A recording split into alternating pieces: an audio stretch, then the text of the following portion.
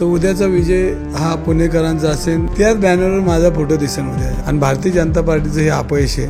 त्यांची सुपारी संपली, सुपारीचा काळ संपला. सुपारी घेतली होती निवडणुकीच्या दिवसापर्यंत. पुणेकर जिंकणार आहेत आणि मी गुलाल खेळणार.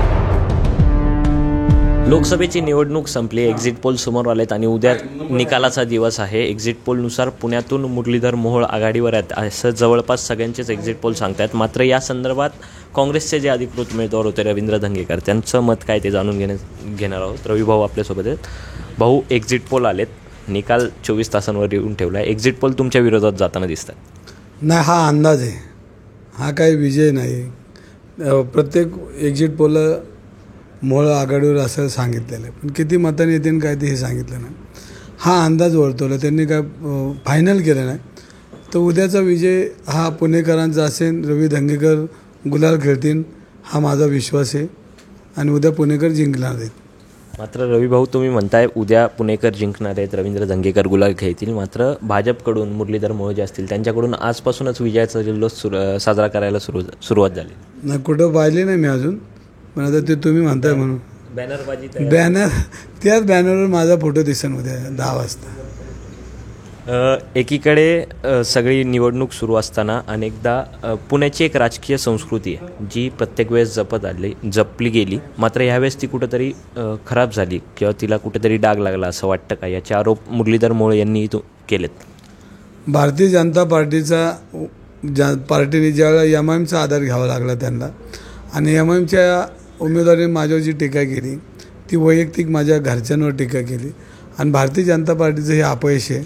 आणि त्यांना जर MIMचाच आधार घ्यावा लागत असेल तर MIM बरोबर युती केली असते तर उत्तम झालं असतं. त्यांनी MIMचा आधार घ्यावा लागला म्हणजे थेट अनिल सुनके यांना भारतीय जनता पक्षानेच पुढं केलं का, उमेदवारी दिली का, असा आरोप करतात. आता MIMचे उमेदवार गेले कुठं, माझ्यावर आरोप करणारे, मी वक्ची जागा घेतली. मग आता का ग बसलेत? आले पाहिजे ना त्यांनी ती वक्ची जागा घ्यायला.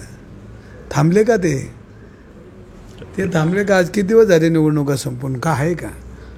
मी जर वक्ची जागा घेतली असेल तर मग ते थांबले का? आता त्यांची सुपारी संपली, सुपारीचा काळ संपला. सुपारी घेतली होती निवडणुकीच्या दिवसापर्यंत, मतदानाच्या आदल्या. आता सुपारीचे पैसे संपलेले आहेत. मग आता ते पुढची सुपारीचे पैसे अजून द्यावेत त्यांनी, आणि त्याला चालू केलं पाहिजे. थांबवला का? भाऊ, याच्यापूर्वी कसबा पोटनिवडणूक झाली होती, त्यात तुम्ही जायंट किलर ठरला होतात. यंदाही पुणे लोकसभेत जायंट किलर ठरणार का? की दोघांमध्ये ही प्रमुख लढत होत होती, मुरलीधर मोहोळ आणि रवींद्र धंगेकर. यात तिसराच बाजी मारेल वसंत मोरे, काहीतरी गेम चेंजर ठरतील असं काही वाटतं? नाही, वसंत मोरे यांचा विश्वास आहे, माझा मित्रच येतो. तू ज्या वेळेला 4 लाख मतं पडतील म्हटल्यानंतर मग तू निवडून येईन असं मलाही वाटतं की तो बी लढतीत असू शकतो. मग एकंदरीत किती विश्वास आहे तुम्हाला तुमच्या निवडून येण्यावर? नाही, मी तुम्हाला परत सांगतो, पुणेकर जिंकणार आहेत आणि मी गुलाल खेळणार आहे. किती लीड, काय अंदाज? लीड उद्या तुम्हाला कळेल सगळं. त्यामुळे पुण्यात जी बहुचर्चित लढत झाली, रवींद्र धंगेकर, मुरलीधर मोहोळ आणि वसंत मोरे यांच्यात जी तिहेरी लढत झाली, यात मी गुलाल खेळेल, माझा विजय निश्चित आहे असा विश्वास आता रवींद्र धंगेकर व्यक्त करताना पाहायला मिळत आहेत. सोबतच MIMचे जे उमेदवार होते अनिल सुनके यांना भाजपने पुढं केलं, त्यांना उमेदवारी देण्यात भाजपचा मोठा हात होता असाही आरोप आता रवींद्र धंगेकर यांनी व्यक्त केलेला आहे. कॅमेरामन रोहित वनकट्टेसह मी Pranav Dhamale, for the people news, Pune.